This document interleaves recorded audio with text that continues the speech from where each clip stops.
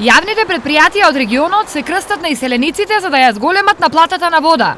Нивното присуство во државата е период на плаќање на старите долгови. Овој период малку ги интензивиравме активностите околу наплатата, бидејќи очекуваме, како што кажав, прилив на нашите иселеници да дојдат сега и очекуваме наплатата да се зголеми и да достигне едно ниво над 90%. За разлика од Виница, бројот на иселеници во Штип е многу помал.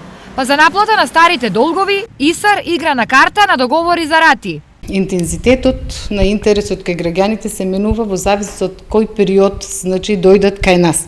Кога ги испоставиме тужбите и кога граѓаните ги добијат решенијата од нотарите, интензитетот е поголем и тогаш отприлика доаѓа 10 до 15 граѓани дневно.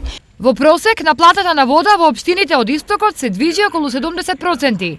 Не е задоволително, меѓутоа се трудиме на различни начини да го зголемиме процентот на наплата за да може јавното предпријатие нормално да ги обавува своите обврски кон доверителите, за да можеме редовно да снабдуваме градот и општината со вода за пиење. Од друга страна, наплатата варира и поради лошите навики на поединци кои веќе склучиле договори за плаќање на рати, а истите не ги почитуваат.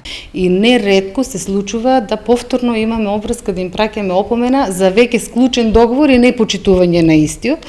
Секој кој што дојде, после добиената опомена, јавното предпријатие повторно го репрограмира склучениот договор, меѓутоа луѓето што не се јават и по добиената опомена, бар решението го бараме кај приватните извршители. Инаку, граѓани и фирми на јавните предпријатија од Истокот во континуитет им должат околу 2 милиони евра.